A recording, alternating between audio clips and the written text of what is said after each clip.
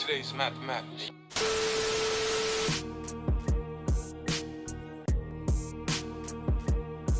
Truth is universal.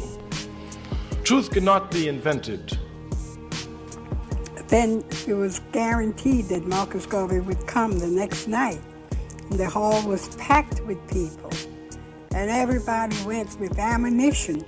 How they understand themselves as African, right, and American. Yes. Like, it's not either or, right? Everybody who knows anything about Israel knows that in order to effectuate significant change, you not only need a majority, you need a Jewish majority. America awards her killers, and they get ribbons and stripes and bars. A U.S. State Department sponsored program and set of musical tours called the Jazz Ambassadors. Talks about the work of Marcus Garvey and the work of the Honorable Elijah Muhammad as being demonstrative of, and he basically called them total nationalists. But the reality is that African people are not vicious, violent people. He's not teaching hate, he's teaching history. Peace, peace, peace. Welcome to a very, very special edition of Wazadon TV in conjunction with Iansá Magazine. If you're not up on Iansá Magazine, you definitely need to be. Link is in the description. Great articles, great content. And today we have a very, very special guest.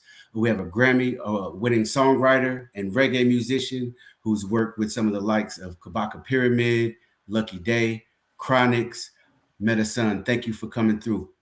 Thank you so much, Brother Rakeem. It's a joy to be here. Appreciate the invite, Absolutely, absolutely. We appreciate, again, we appreciate the time. We also appreciate the music. We appreciate your contribution to the art. You know what I'm saying? And we're going to get into some of it now. First, though, anytime somebody comes on the show first, I would like to ask them, what was it that, radicalized you as far as, having a Pan-African, point of view and worldview? Well, I would say it's a couple of things. The first one is essentially growing up Black in America, obviously. I mean, yeah, as Baldwin stated, to be Black in this country is to be in almost a perpetual state of rage. So there's that. And then having my Caribbean foundation and roots, also growing up in a situation where, so my father was a bishop. So I grew up basically in the church until they removed me from the church because there was something in the way that we were practicing our spiritual tradition as a people that, obviously there are many cultural retentions that only survive because of the existence of that space.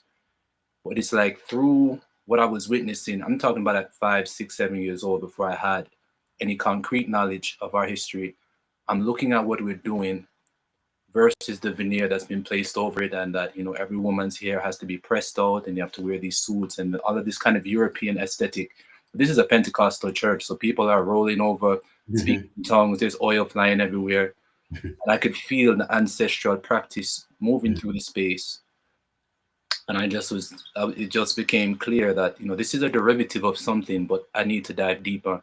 And as I asked those pertinent questions, that there was a sort of chasm that opened up to where some of the relationships with some of my elders have never fully recovered because I chose Rastafari way, which then opened up the route to the Bantu cosmology and cosmogony and to Nile Valley civilization and to our true story as a people. So I think those are two really key experiences that shaped my thinking.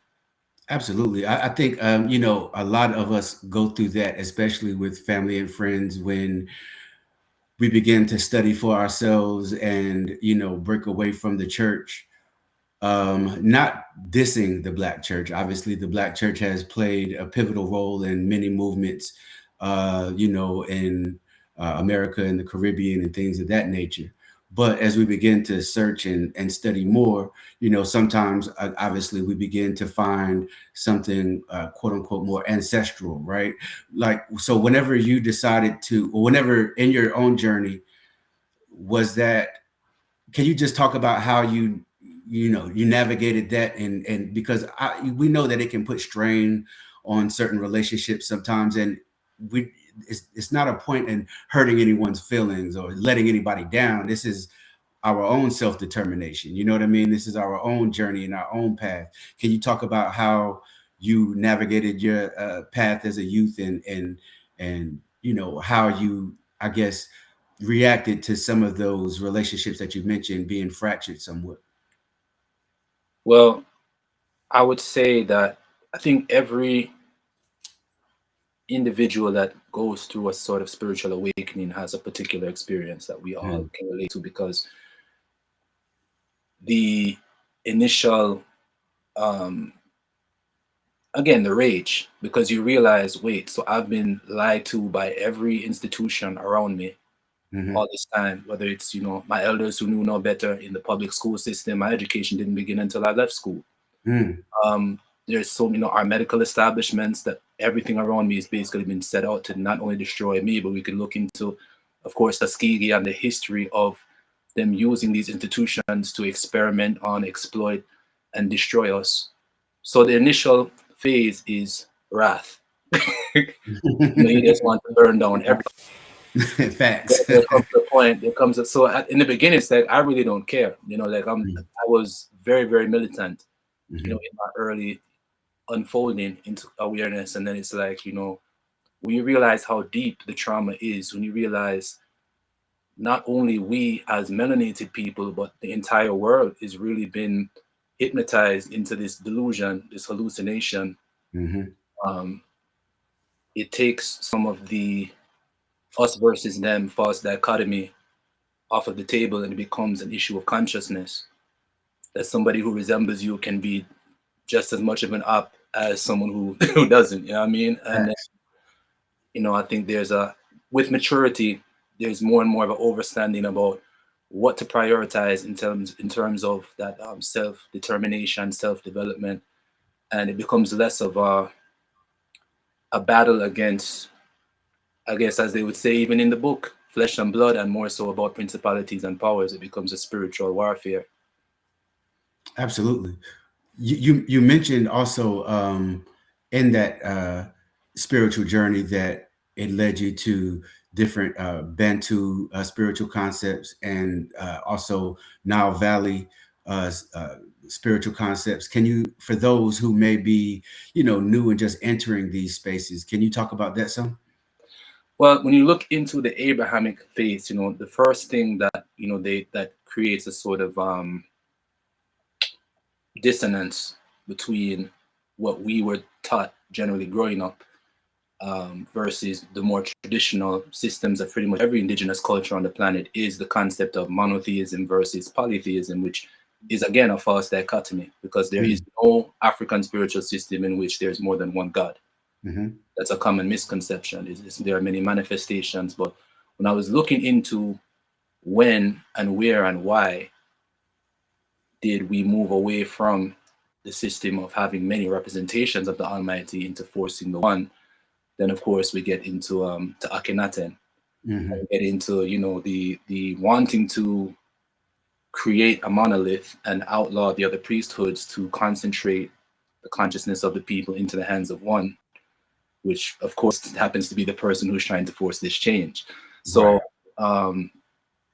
once I realized that, and I began to look also at the fact that they can overlay in terms of the nature of the Neteru, as we're talking about nature, the various deities, and then you look at the Orisha of Yoruba land, you look at the Vodun, you look at even the Congo cosmology, and I would say the person who really opened my eyes to that cosmology is Dr. Kimbwandende Fukiao, who was teaching here in Massachusetts, I think right over the bridge in Cambridge. Wow. Unfortunately, I didn't find out about him until he had already left the physical plane. I would have went to look for him. Right. But yeah, he's the one that wrote the Bantu cosmology, right? Indeed. So that was very eye-opening for me.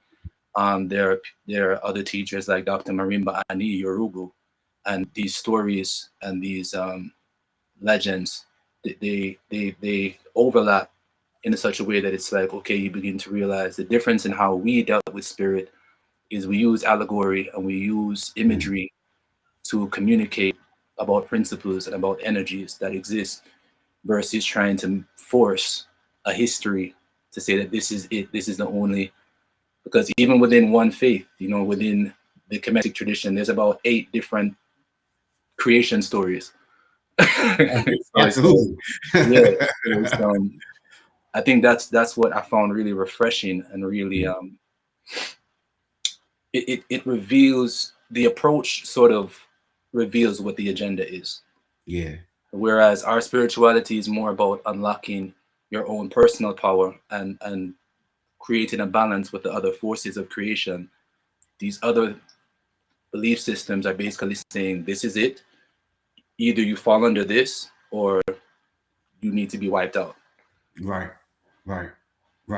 Absolutely. It's a God that is jealous, that is vengeful, and that, you know what I mean? And you can kind of see that in it spills down, the ideology spills down to the congregation, right? And they begin to take on the characteristics of the God that they worship.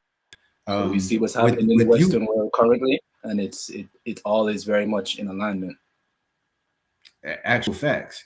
Yeah, we see it even like with this big thing with, I know you see it all the time, like in the news, with this big push for white Christian nationalism, and like a God who, you know, according to them, you know, favors one group over another, right? And they are the chosen group, you know what I mean? And we see how they begin to adopt, you know, or begin to, I guess, it's twofold. They begin on to take the characteristics of their God, and then they give their God their characteristics, right? And it's Exactly. such a yeah.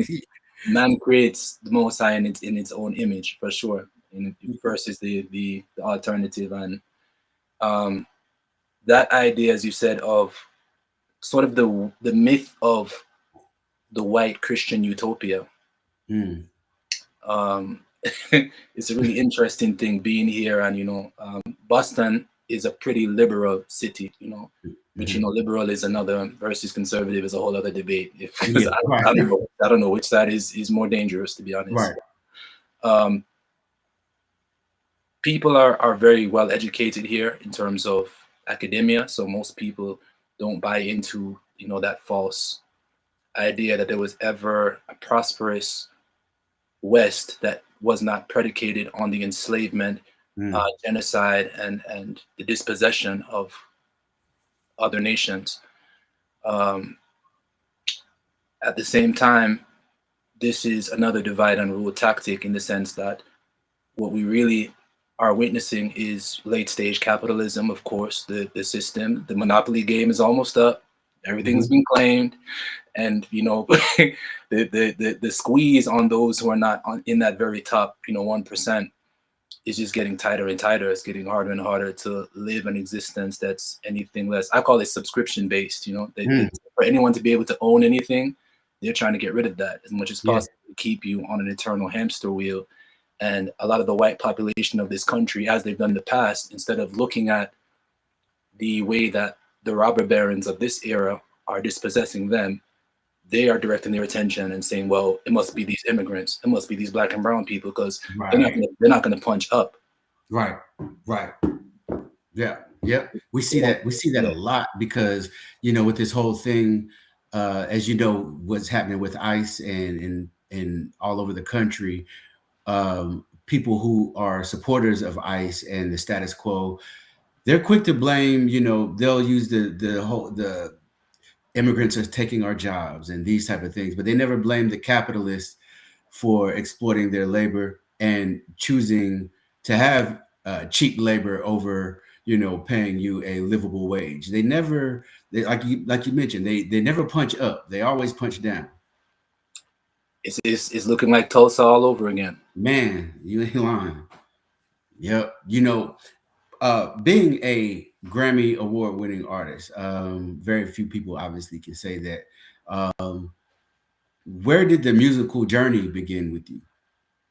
Well, just to clarify, I'm a Grammy certified songwriter. I haven't won for my artistry as yet, but I'm a Grammy certified songwriter. And where my musical journey begins is an ancestral journey. It's I'm actually the custodian of a long-standing tradition. You know, my father was a recording artist by the name of Supreme, out of the island of Montserrat. You know, you can YouTube him, and he's still out there. He has a song named Sensational. If you type in Supreme Sensational, you know that my father was a calypso musician. If you know anything about calypso has a lot in common with hip hop in that, you know, my dad tells me that when he was kids, and his uncles as well, the generation before him, like my grandmother and all of them, they're all musicians, play, sing, recording artists. And so they trained him, and basically you would have to be able to make up, you know, you would have basically battles where you would have to make up lyrics on the spot, and whoever ran out of lyrics first loses. So on that storytelling aspect of how I approach music derives largely from that. And then my dad's uncle who trained him, he's known as Reality, Everton Weeks, is responsible for one of the biggest hits that the Caribbean has ever given to the world. Ole, ole, ole, ole, me heart on fire, me soul on fire, feeling hot, hot, hot. Wow. So that is my lineage. And then my brother's also a Grammy nominated producer. My sister works in the industry as well. So it's just coming down the line. Absolutely, man. That's a hell of a pedigree. When we talk about music, you know, and we look at artists like Nina Simone, who said that an artist's duty is to reflect the times. Caribbean artists have a very unique relationship, to the United States in a way that very much does that. On one hand, I know you saw artist Nicki Minaj, who's Trinidadian, openly praising Donald Trump and trying to manufacture consent for war in Nigeria.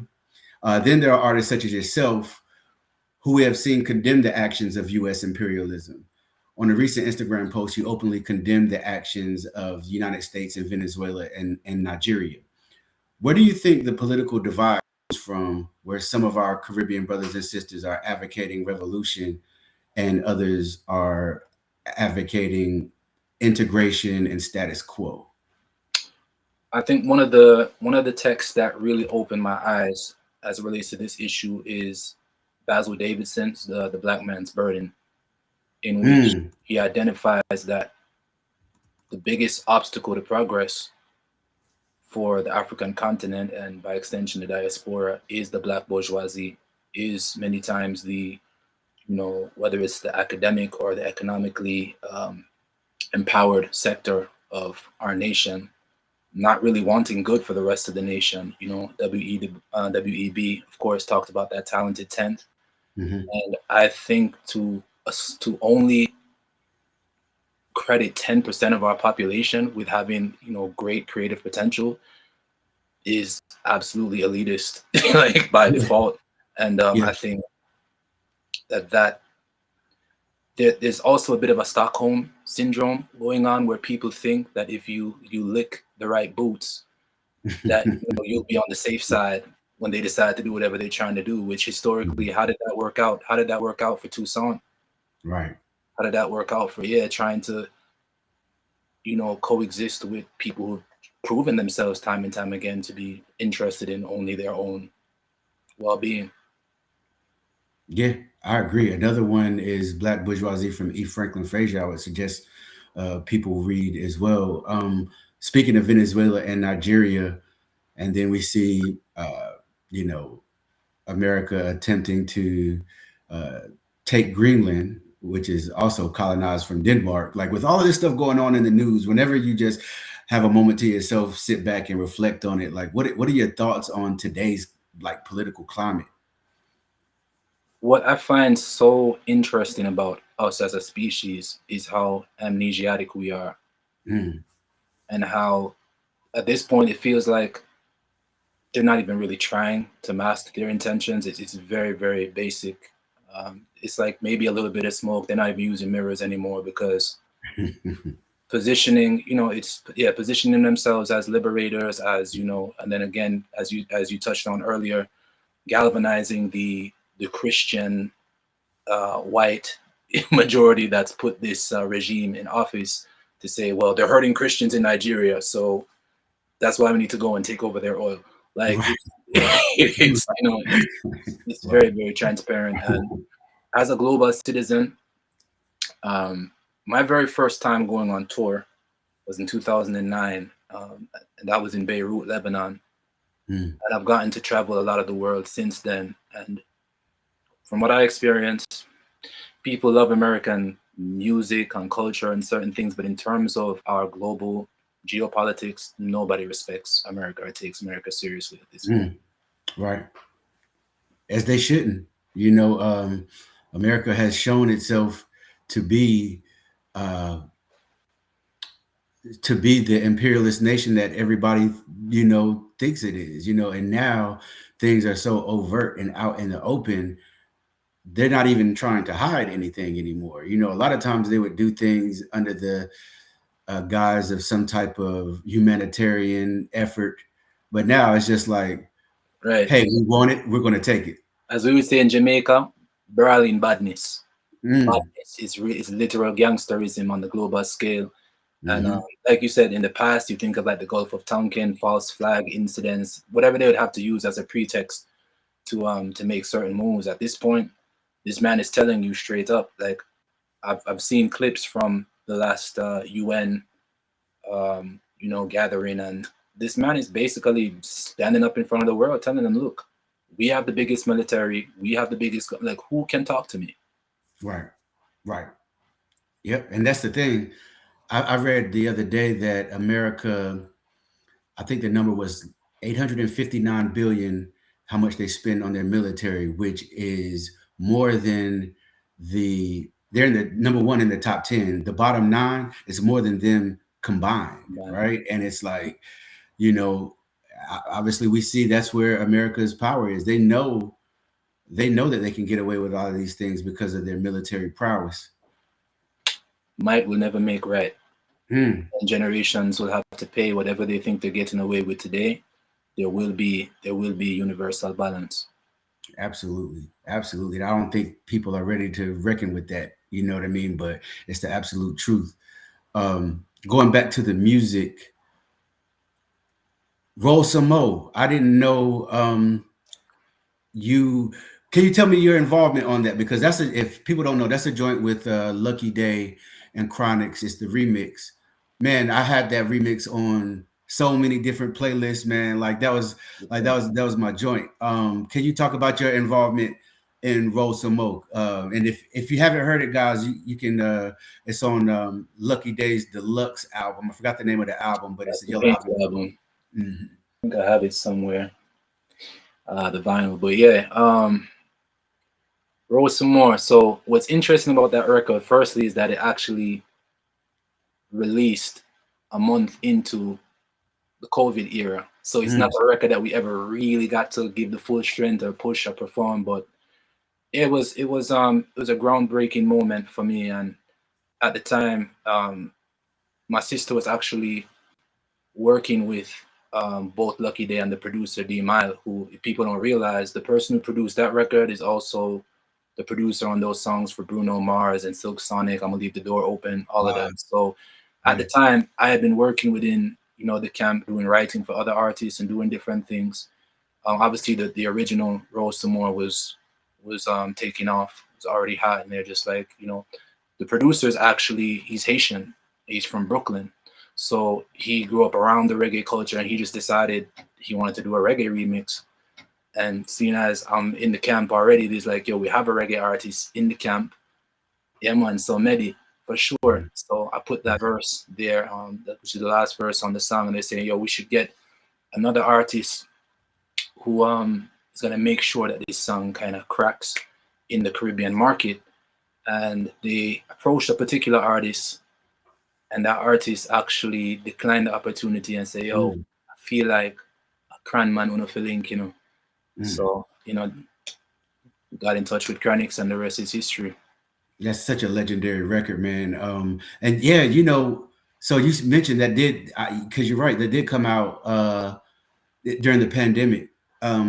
When the world was shut down, did your approach to music kind of change? Were you, you know, some artists say that they were able to kind of just like lock in and because there were obviously less distractions, but it was also a pretty hectic time.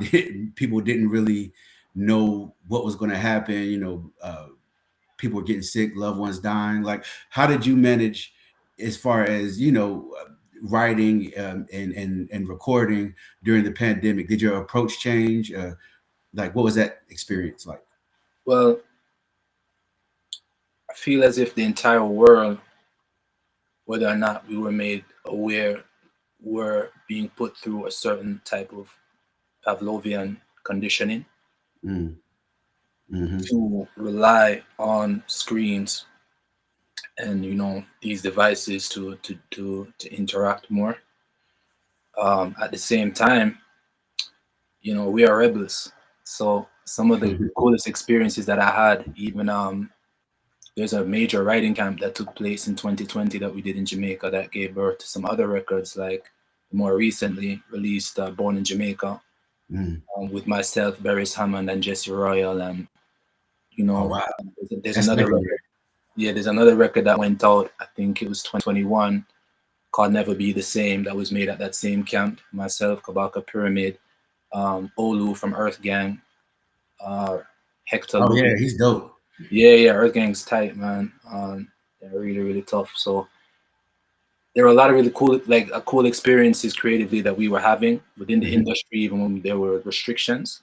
But in terms of my personal approach, there's really no difference. I mean, when I'm channeling vibrations, because when people ask how I approach songwriting, it's like I don't really consider myself a writer per se, but both a conduit and a translator. Like there's sometimes that, because my instrument is guitar, so sometimes I just sit down and I hear something being sent to me from the Almighty, and other times, you know, somebody might send you a beat or send you, you know, music to voice over. And I feel like every composition, the song is already in the composition. You just have to listen well and translate it into something that other people can feel, so that they understand the feeling that you're getting from hearing the song. So that doesn't really change based on whatever they got going on outside.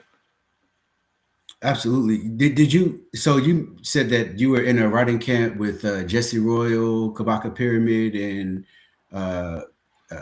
Earth Gang. Earth Gang. A lot of people pulled up. Lucky was around. Chronix pulled up. It was really amazing. And we do what was that experience like? Because these are, like, including yourself, these are people who are able to write and sing and perform at the highest of levels, and you are all in one spot just being creative. I know the creative energy just had to be like just to the ceiling. Yeah, big up Friends Only. Friends Only is the name of the collective, and it's like, I don't know if you're into X-Men, but sure you do. You know, like the Danger Room, where it's like everybody, you know, we're all in this scenario, and you're just seeing people pop off. Like, because there's certain people that I only found out about through that camp. You know, one of the people that's an example of that is JID. I didn't really know about it, but from the moment I saw his process and saw him come through as the king that he is and deliver that type of energy, I was just like, okay, brother, I see you, king. And likewise, you know, nobody knows who's who. Many times you step into a camp, and I think that's part of what's really powerful, is not only being pushed in terms of your own process, but learning from others and seeing how they do things and exchanging different techniques even. So it's like, I might be of the earth element, someone else is a fire element, and I see something they do and vice versa. And now we're teaching each other different moves and how to unlock different powers. So it's amazing. Yeah, that's dope. Just like everybody adding new tools to their toolbox. You know what I'm saying? Like, on a more political note, though, I would like to ask you, as we know what's happening in Burkina Faso, and you know, revolution being led by Captain Ibrahim Traore, who, you know, has inspired African people all over the world. In some circles, obviously, he is highly controversial. But you have a song called One General with King Jammy where you're voicing your support for Traore. I wanted to ask you how Rastafari has influenced your understanding of what's currently taking place. And not just that, but what are your thoughts on the General Traore himself? Well, when we speak of Rastafari, some people think it's just, you know, the title of the religion or the life, you know, the liberty that we have. But, you know, we're dealing with His Imperial Majesty, Emperor Haile Selassie I, and His Empress Menen in divine balance, and the example of how he maneuvered as a ruler and also as a general on the battlefield, as well as a diplomat, and how we approached his world affairs, and as the original head also of the African Union. And looking at Traore's, at least this early part of his ascendance into the figure that he is, it obviously everyone knows that it's reminiscent of Sankara. It's reminiscent of Lumumba in many ways. It's reminiscent of many ones who have had that mindset of nationalizing resources, of, you know, really practicing also Marcus Garvey's philosophy in real time. Yes. And obviously, to the Western world and to other nations who are part of the globalist economy, this is extremely threatening. This is extremely problematic. But I would say, as far as Rastafari is concerned, because again, as Rastafari nation, we are also generally, we are Garveyites, and anything that is empowering to melanated people or to all indigenous people of the world. And I think it's also the manner in which he is speaking truth to power, and he is punching up, and he is unafraid, even for his own life. It's absolutely an inspiration. So when I stepped in the booth that day, I was at King Jammy's studio in Waterhouse, you know, Firehouse as we call it, in Kingston, and I was there to wrap up a record that was a really big collaboration with one of my favorite artists who actually is not even on this physical plane any longer, you know. But he said he had another rhythm for me, so he put on that rhythm. And at that time, I had been seeing a lot of the smear campaigns. You know, the media was already starting to paint him as, you know, dangerous to the global order. And of course, he's influencing Mali. He's influencing other countries to withdraw from, you know, the French central bank. And, you know, he's, you know, is he a tyrant? Is he this or that? You know, they ask the question, so it doesn't look like an accusation. But I was seeing those conversations, and I said, you know what? Before we allow them to create their narrative, let the lion tell his own story. So that's exactly what I was doing in that moment, is speaking on behalf of Rastafari Nation, on behalf of Jamaica. We love Ibrahim Traore. We love what he's doing. And I think he's an exemplary leader. When we look at what's happening on the continent right now, we see so many leaders that are more than willing to brutalize and send their own people up the river. You know, I just recently, my most recent time spent in Africa was spent on the island of Zanzibar. I spent some time on the mainland in Dar es Salaam as well, in Tanzania. And just after my departure, you know, I was told that elections were going to take place. I saw the campaigning going on, but seeing what has taken place since I've departed, you know, it's a perfect example of what we don't need and what is no longer going to be tolerated for this generation of Africans. It's the days of the brutal repression and might ruling over right. It's over. Absolutely, absolutely. Africa for the Africans, man. Whenever we, and speaking of like Rastafari, there are obviously a lot of misconceptions. You know, a lot of people may not have heard of, you know, Leonard Howell, or you know, may not have read much Marcus Garvey. but they don't realize or understand the decolonial roots of Rastafari. A lot of times they just see it as what pop culture likes to portray as Rastafari, where it's, peace, love, and ganja, right? Like they try to make it palatable, and they try to make it suitable for I like the word. I like the word marketable. It's like marketable. Yes, they try to make it marketable the same way they do Dr. King, right? Like this is what they do.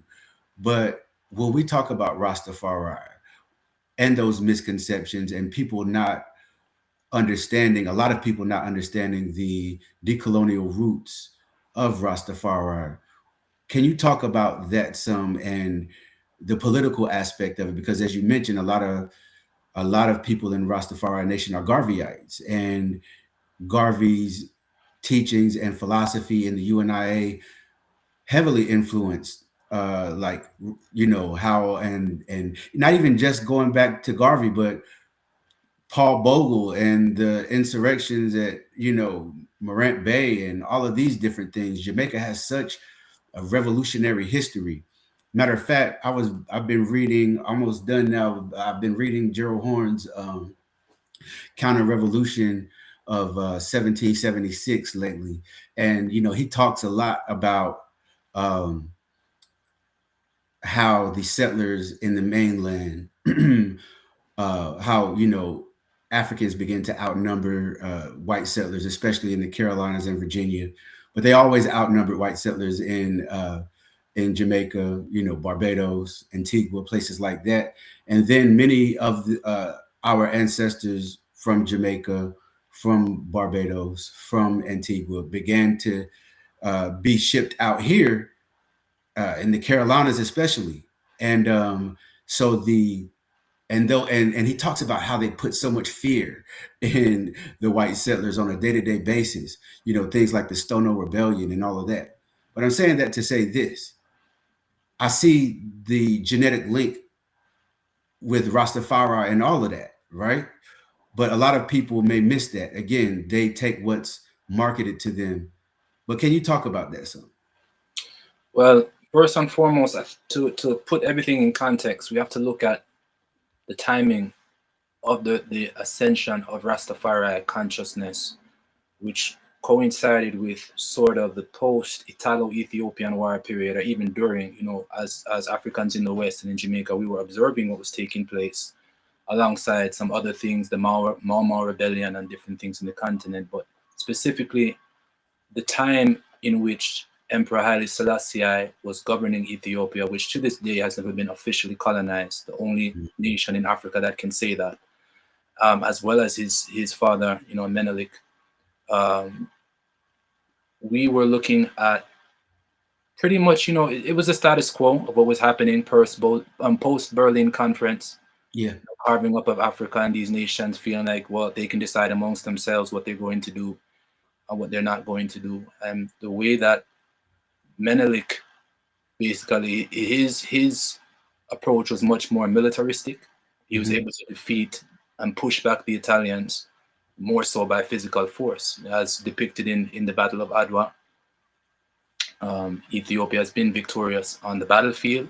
His Imperial Majesty took it to a level of diplomacy. His many speeches, which can be reviewed, his speech before the League of Nations, which was like the precursor to the UN, his visiting with many heads of states, including, Dr. Martin Luther King. Upon his passing, there's a famous picture of him going to pay his respects. He was very active in international, as you said, Black revolutionary movement, and that inspired us greatly, of course, because Marcus Garvey had had basically made that clarion call to say, where's the black man's king? Where's the black man's God? Look to the east for the coming of a black king.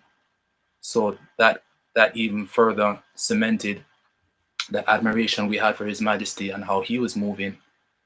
But as you say, if we go deeper into our history as Jamaicans, there are many things that we can gather from even the etymology of our language or our dialect that points to what specific nations in Africa we descend from.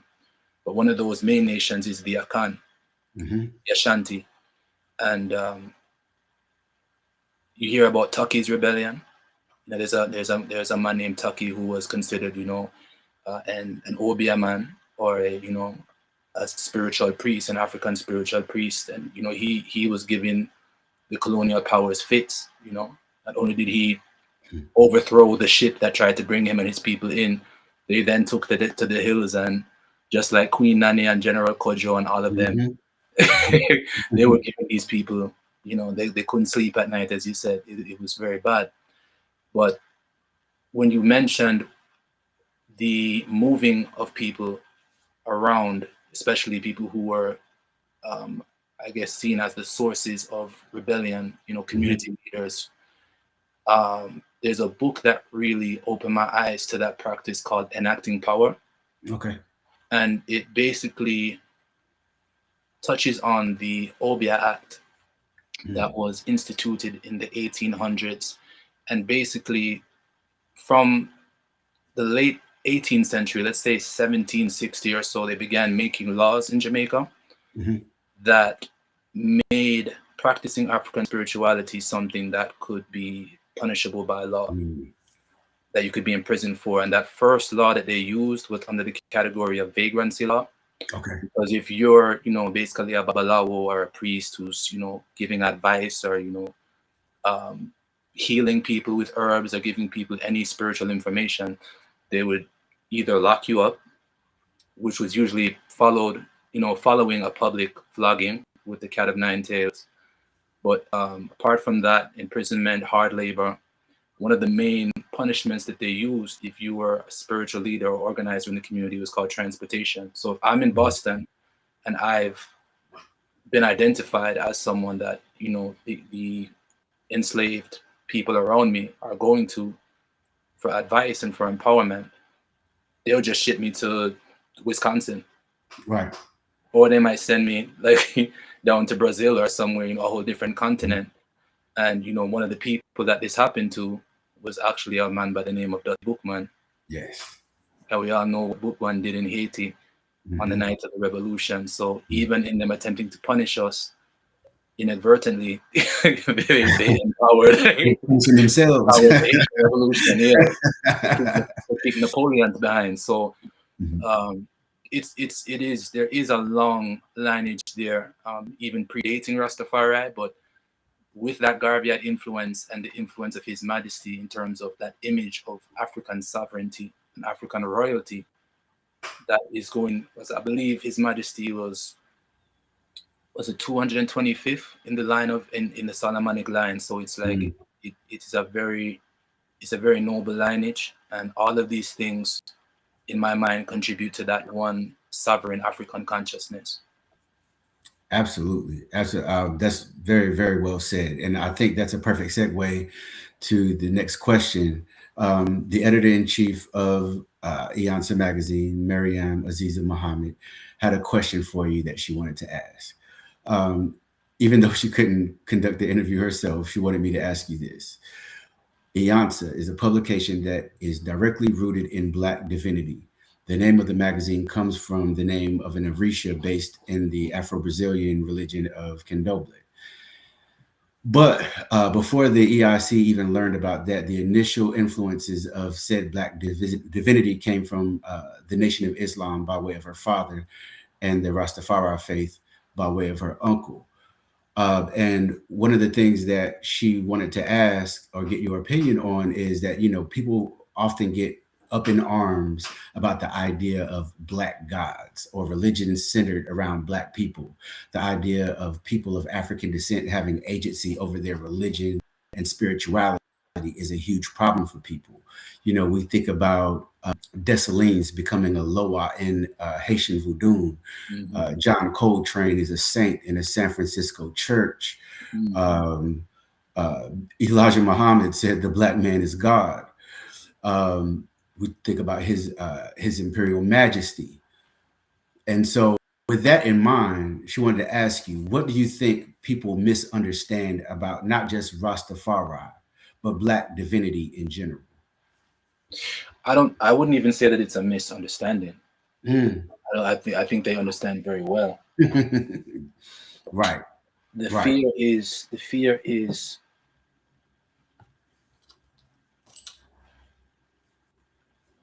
melanated people on many different planes of activity have access to a certain type of energy that no other nation has access to. Mm. And a lot of that access is rooted in our ability to call forth and command certain ancestral powers and abilities that, are rooted in our traditions. You can even look at, for example, this whole genre of films, the zombie movies. What is zombie? What is a Right. zombie? Right. A zombie is a human vessel that essentially cannot be killed. It's unstoppable, insatiable, It's just going to keep coming at you. Where did that come from? Well, the first encounter with Nzambi is one of the Bantu words for the Almighty. Wow. That is out of the Bakongo tradition. And those who had been armed with certain amulets and certain powers, you can shoot at them, you can stab them, you can do whatever you want. They're going to stop coming. Right. And there are certain, there's this theory of cellular memory, that when any experience that we have is handed down to our descendants, whether or not we even communicate it to them. So there's something in their subconscious memory, I think, that they still fear to this day, the way that they were unable to stop or kill or subdue certain African nations, even with all of their bullets and ammunition and weapons. So that becomes, now they sublimate that through this whole zombie genre. And there are so many examples of this where, again, we mentioned Tulsa earlier, where, a bunch of Black people coming together and creating wealth on a scale that other nations outside of America are ready to do business with this nation, within a nation. And so what do? They come in to destroy it or disrupt it. So it's not only just a fear of the cosmology or the theology of the things that we practice. Black people gathering, period, for a productive purpose has always been something that other nations look at with fear. And I'll say, even with Rastafari and certain things, this is a Black liberation theology, but you find many people who are of the line of the thing we're trying to get away from, that do their very best to make sure that they stay in it, There's such money, or I'm going. Like, there has to be, it's like there's this fear about, if Black people organize without allowing any other nation in, it's prohibited. But I mean, when the Chinese are doing their, Shenyang or whatever they're doing, nobody can tell them you have to let Black people in. Right. When Indians are doing their Bollywood and whatever, nobody can tell them anything. But for some reason, it seems like whenever we gather, there's a general fear. And that fear, to me, is rooted in a concern that if we are like them, which we're not, but if we were like them, then, that fear of retaliation, that fear of, these people are going to organize and it's going to be another Nat Turner. Right. They have a fear that we're eventually going to do the same thing that they did to us, right? They know what they did to us was one of probably the worst atrocity in the history of humans. But they have this fear that when, like you mentioned, when Black people organize, when we gather, when we begin to mobilize, that the tables will turn, right? And it's so interesting because on one hand, they'll act like what was done to us was not so bad, but they have a fear of us turning the tables, right? And it's so paradoxical in some ways, but I think that's part of the pathology of white supremacy. And I wanted to touch on something else, because aside in the title of this reasoning, even when you see their thoughts as it relates to AI, as a result to like the the robotics that they're bringing in. What is the biggest fear? Again, is what if these things are like us? Right. It's always running at the back of their mind that someone is going to do to them what they've done to others, and I call that cosmic justice. They should be paranoid. Indeed. No, but you're right though. That is like one of their biggest fears. I mean, they do podcast after podcast, news article, journal article, like what happens if they are like us. And when they say like us, they're talking about themselves, because we're not even all we've been trying to do all this time is just live in balance with creation, ma'at. That's all we've been trying. That's all we've been doing. Yep, that's a fact. That's a fact. But speaking of AI, as such a celebrated artist as yourself, I wanted to ask your opinion of AI in music. We have seen some artists admit to using it to write lyrics. We have it now making beats. And as you know, none of this exists without using data sets of real artists' music. When it comes to AI driven music, what are your thoughts about it? Because it seems like the powers that be in the industry are really trying to push and make this a thing. But to our credit, most African people are like, nah, I ain't with that.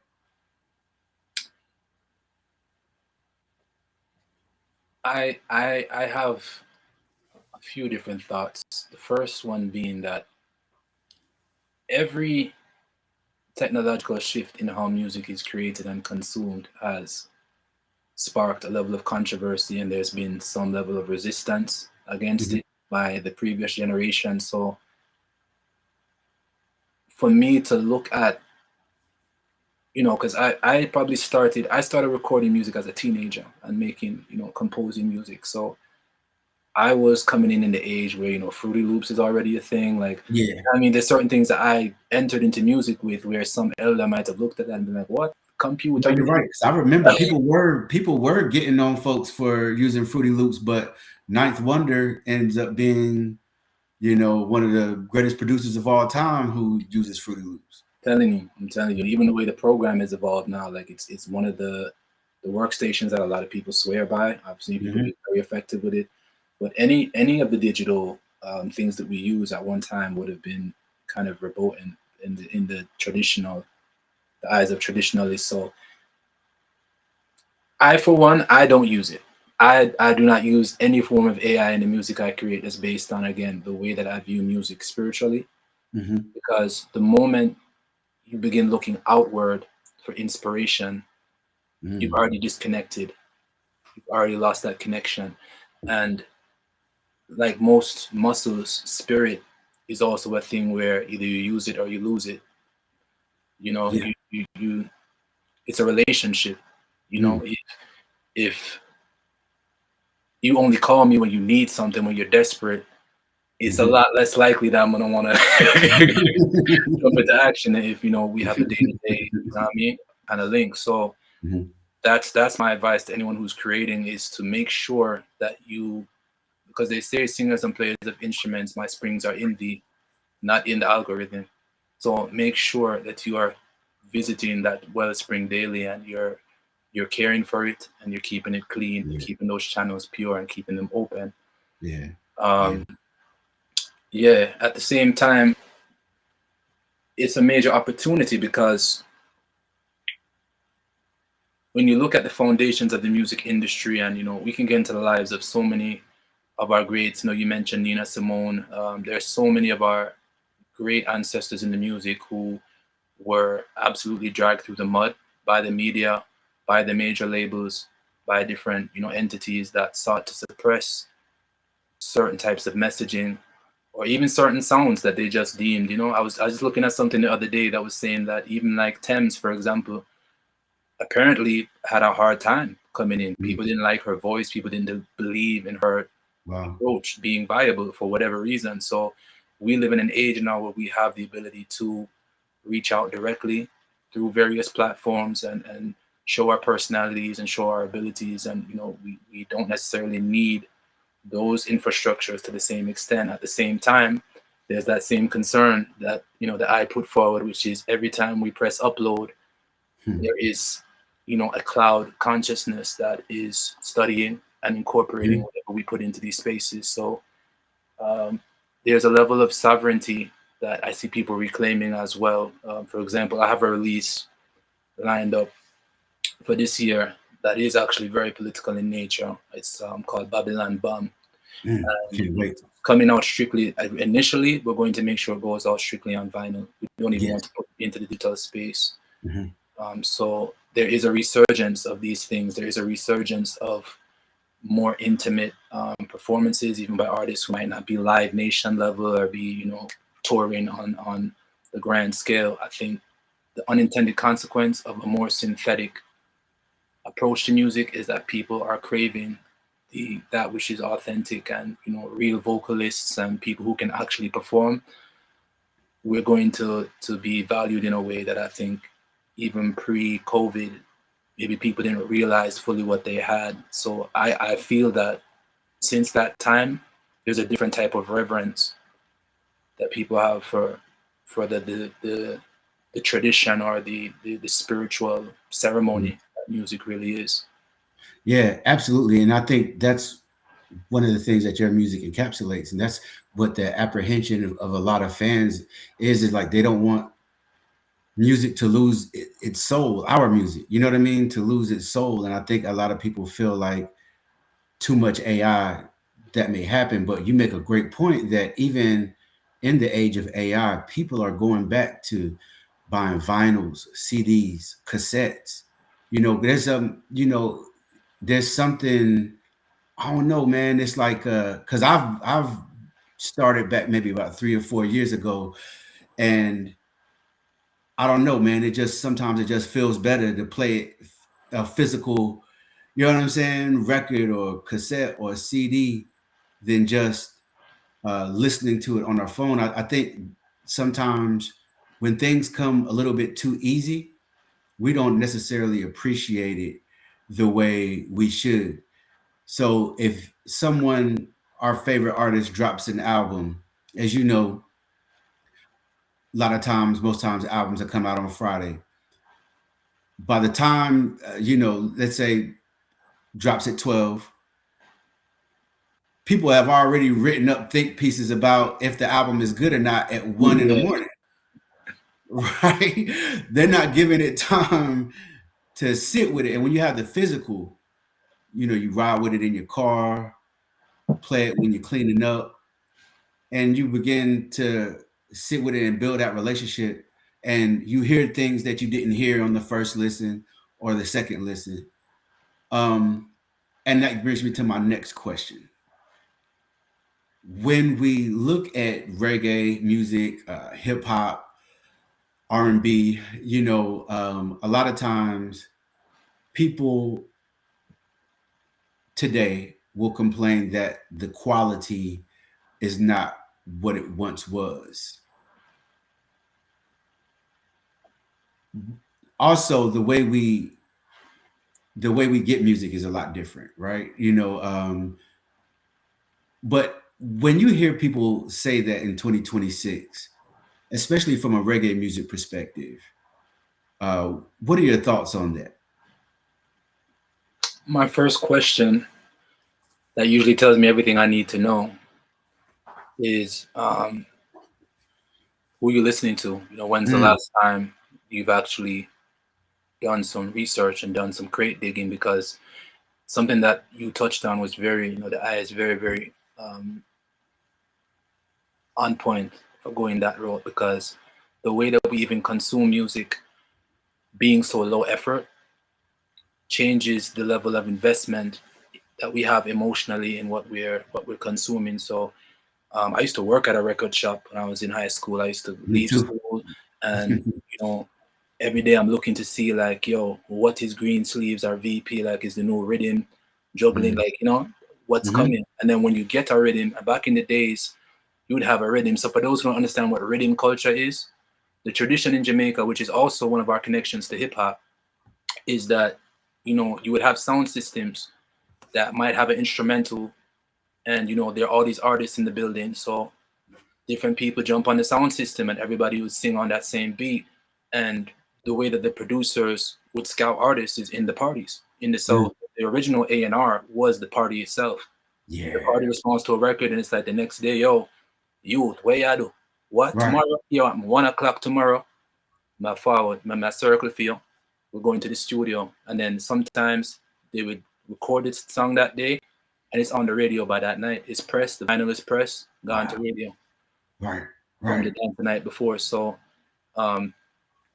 having to physically, and it's on both sides. So a lot of artists nowadays have never been through that school. I went to the sound system school. You know, I started performing with bands and jumping on sound systems as a teenager and having to learn how to interact with crowds and, you know, hone my craft and how I deal with my breath control, my vocals, all these things. Some artists are millionaires and are signed and are all these things before they've ever had to get in front of a real crowd. It's just from their efforts, just from being in their bedroom. So that's one disconnect. The other disconnect is a lot of the schools well, first of all, in Boston, I'm gonna tell you this right now, they're doing everything they can to eliminate public schools altogether. And because like some charter schools. Yeah, a lot of that. It's a lot of that. And even in the schools that do exist, the music programs are one of the things they don't want to fund. So a lot of people are not actual musicians. They don't play instruments. They've never been around real instruments. So that definitely affects the quality of the music. And then the fact that people don't have to get up off their behind. So like I said, like we're saying, go to the record store and like go through and see what they want to pick. All right, I've selected this. I've spent $13.99. I'm gonna get my money's worth. I want to hear. I want to hear everything on this. You know, so it definitely changes things. But I think this is an amazing era. If you listen to the quality of some of the artists of today across genres, I think we're in a really, really great time. The ones who are really shining and standing out amongst the pack, because there are so many artists, are absolutely exceptional. The issue is that, again, the platforms and the algorithm, a lot of times, you know, we live in an eyeball economy, and most people are drawn to that which is familiar already. So it can be an uphill battle. And then a lot of the platforms that control who gets seen by the wider masses, we all know how that goes. It's pay to play. So a lot of it is pay to play. A lot of it is pay to play. Yeah, like you pay to get in that algorithm. I mean, we kind of saw a lot of those accusations being made during the Kendrick and Drake battle, and then it started coming out. You know, it's a lot of ways that people get in that algorithm. I'm not right, and unfortunately, a lot of times, again, because it's eyeball based, they go for the lowest common denominator, which is what attracts the lust of the flesh, what attracts whatever, you know, somebody throwing bands and looking like they live in a lifestyle that they want to live. You know, that's kind of what is being pushed. But it's really not that different from, you know, you look at the 90s and when they brought in more of the gangster rap versus, you know, the origins of hip hop, which was obviously a lot more conscious. So it looks like a kind of a repetition of the same cycle. And then what tends to happen as well, I'm going to say this, once the music has lost its soul, the carcass of it is taken over by the same system that eviscerated it. So you see a lot of the prominent reggae acts of this time are no longer even Black or Caribbean. Wow. There's a lot of white or American reggae. I saw I didn't know who the group was, but I've seen a couple quote unquote white reggae groups like win Grammy Awards and win these big awards, and I'm like, yo, you couldn't find, y'all not really tapped in like that. And I think like that makes me think though, like with artists such as yourself, Chronix, Kabaka Pyramid, Jesse Royal, Protege, John Nine, there's been a resurgence in roots reggae, right?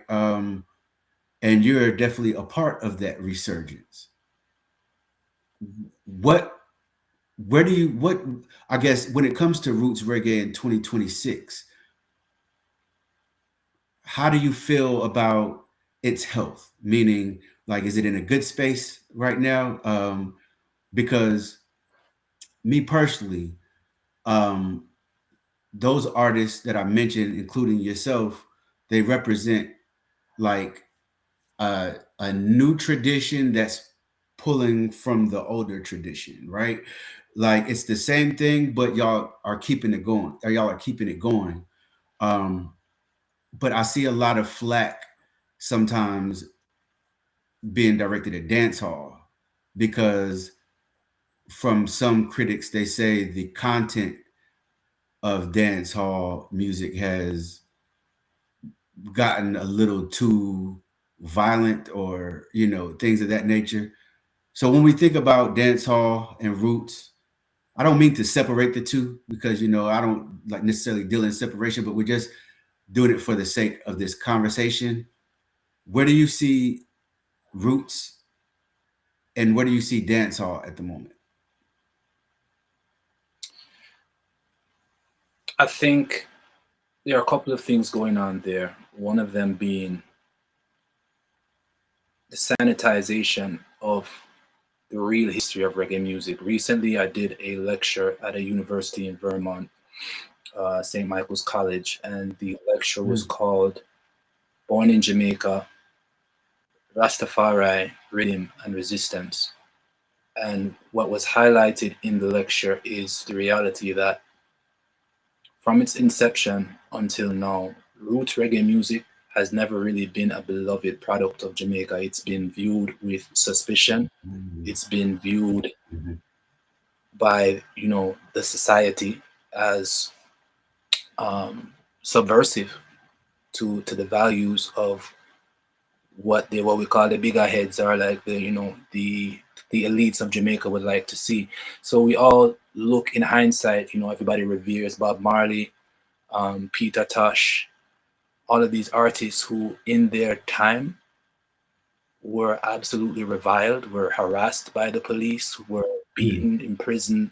You're saying that they've sanitized Fela Kuti's image. There are so many people that we revere now that we have to look at it. We have to look at reality. We have to really take history into account and know that even though it's conscious music, it was just as frowned upon by the society in its time as dancehall is now. And the thing about dancehall, has it become more extreme to a certain extent? Yes, but not so much, because I think dancehall has always been a place where it's about expression. And what people were expressing in the 90s when I was growing up was reflective of what was going on in the society then. But now we also have to think about the reality that we are in the smartphone era. So there's certain things, like certain kind of acts or activities that are being talked about in the music now that I feel like people now having these cell phones and being able to view certain explicit acts more easily. And it's an escalation. But violence in dancehall is like, we can go away, to the beginning of culture. And it's like, it's always been kind of a bust your head culture. There's always been that bad man, gunman element to dancehall. And when Peter Tosh said, I'm coming in hot, hot, hot, firing some shot, shot, shot. I mean, like you said, the line is very thin. So although dancehall is in a state right now where internationally it's not particularly popular, I would say mainly because the sound has shifted away from the more Jamaican sounding rhythms to what they call now trap hall. There's more of a trap sound, American influence sound. But again, with reggae music, a lot of those early bands, even if you go before reggae music into the ska and the mento, they were heavily influenced by blues, by what was going on in New Orleans at the times, and the harmony groups. Just like you had the Stylistics and the Temptations, you had John Holt and the Paragons, and you had the Heptones, and you had, so there's a parallel there that I think we need to pay attention to. But in the modern era,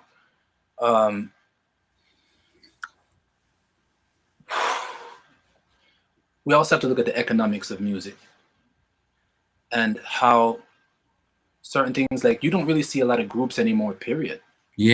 Why don't you see groups? We live in an age, like I said, based on the devices I'm looking forward to the period where we are going to see real longitudinal studies on the impact of, mobile phones or smartphones on the overall psychology of human beings and the trajectory of our development as a species. But everyone is now the star of their own show. Everyone is a brand. Everyone wants to be marketed in that way. And it's like, Bobby Brown grew up a few minutes away from where I grew up, right down the street here in Boston. And you think of New Edition, and you think of, it's not like it was easy back then. I was watching their story the other day. They have that show, outlines their story, and it's not like it was easy. It's ever been easy to keep groups together, but people did it. People managed to do it, and it's like the way that technology has also come in and created that partitioning of people, even in the creative process.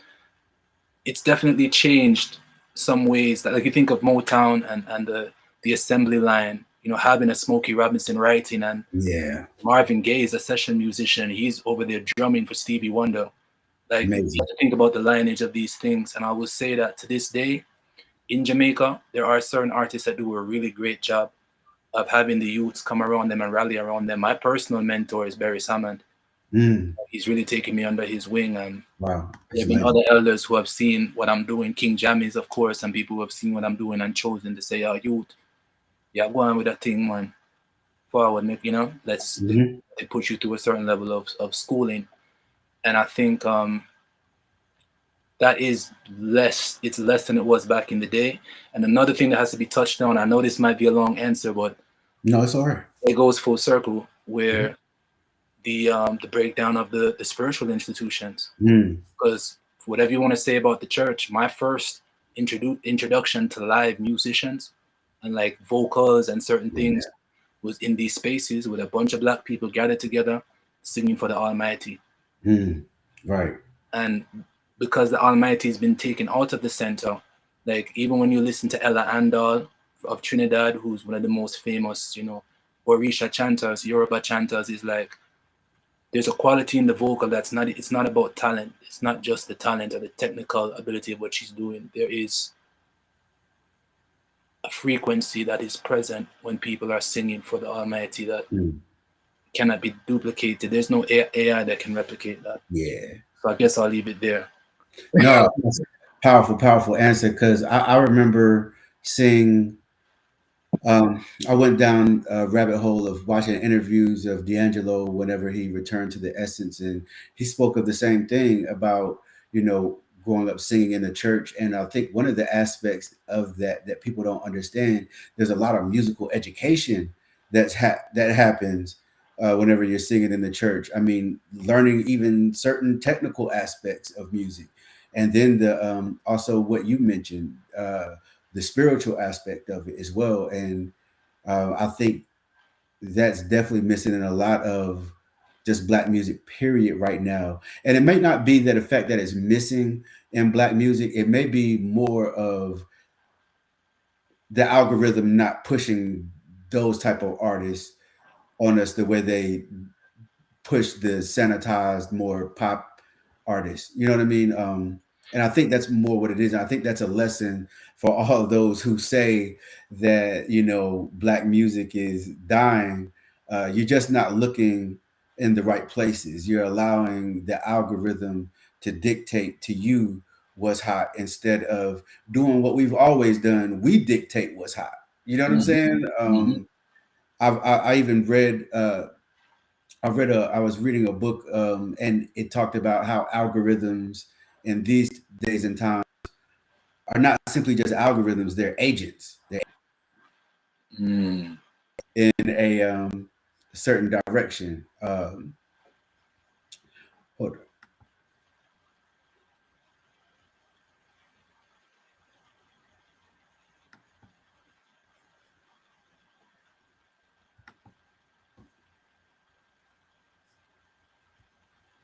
One second. I'm not sure what happened here. All right, we are back. Thank you for staying with us. We had some technical difficulties, but I'm here with the great MediSun, who is an extremely talented artist, extremely intelligent brother who we can learn from politically and musically and spiritually. And I hope you guys have enjoyed this interview thus far. But I wanted to close out by asking you this. As an artist, how would you like to be remembered? And what would you want your legacy to be when people think of your name?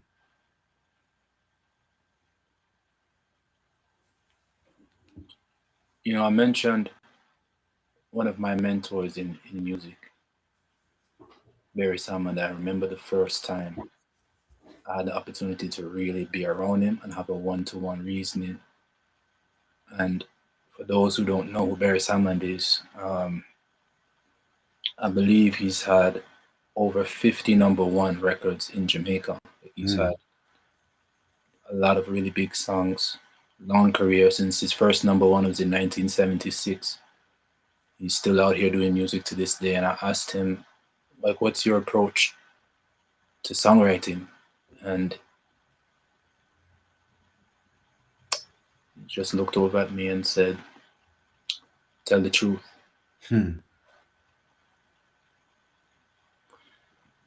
And that was an affirmation of what I have been doing thus far, and even, and you know, a call to action to be even more radical in how I go about crafting these songs, because every song is a time capsule. You know, there's certain songs that I've created where it's like almost embarrassing in hindsight, and I don't even like too much hearing them, but it's like at the same time, this was where my consciousness was at a moment in time. Yeah. So, you know, even when I advise some of my peers or other artists that, you know, ask me to advise them same way on what they're doing, my first question to them is, when you have a child, or if you have children, how would you feel about them approaching you and saying, you know, Dad or Mom, why did you say this? So legacy is extremely, extremely important, and it's not just about music. There's a certain song I have named Speak Love, where it says, you know, that even your words in day-to-day conversation, you know, words can be lethal weapons, and a statement is a lifetime sentence. So, you know, when you look into even like quantum mechanics and like the butterfly effect, every little action or inaction does have, you know, very wide-ranging consequences. So in all that we do, even, you know, thinking about our spiritual practices, and, you know, I mentioned that even Toussaint eventually became sort of deified based upon his actions. A lot of the ones that we look to as deities, you know, the magazine, as mentioned, is Iansá. You know, I identify closely with Ogun, so Iansá would actually be like my balance, you know, within that realm. But it's like Ogun was a real human being that lived a certain way and is remembered. Shango, you can call all of these names, that these people walk the earth and they live their life in such a powerful way. It's not that they were perfect; they still had their flaws, or their I guess foibles, so to speak, but they were found worthy based upon the level of sacrifice that they put forward for the nation.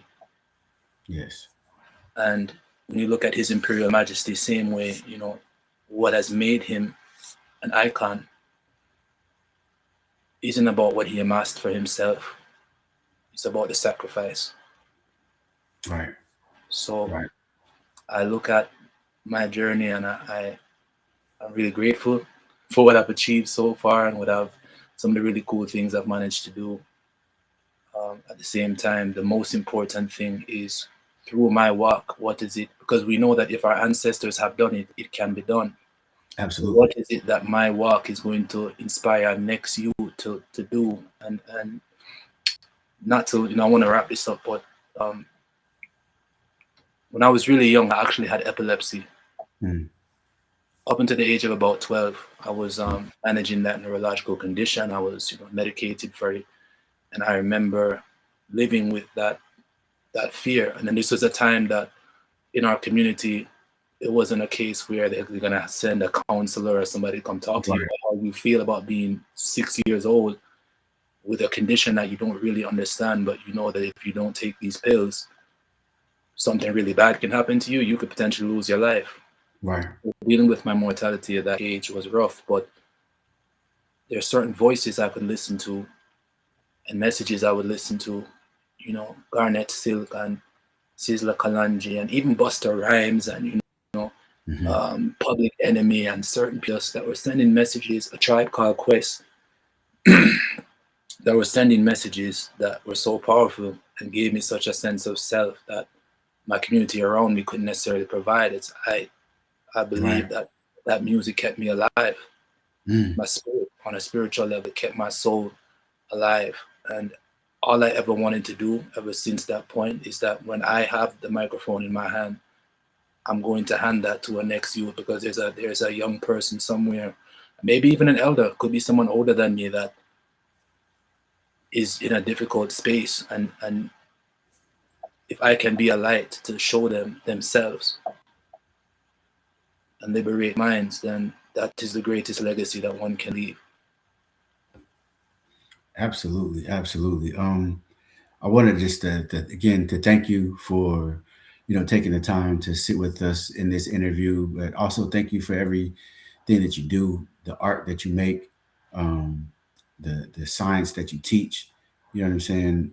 We're in a period in time where those things are extremely important, and they help to, you know, keep us inspired, keep our focus on the struggle, keep our focus on, you know, our own personal well-being as well. And so, again, you know, we appreciate you, and keep shining, good brother.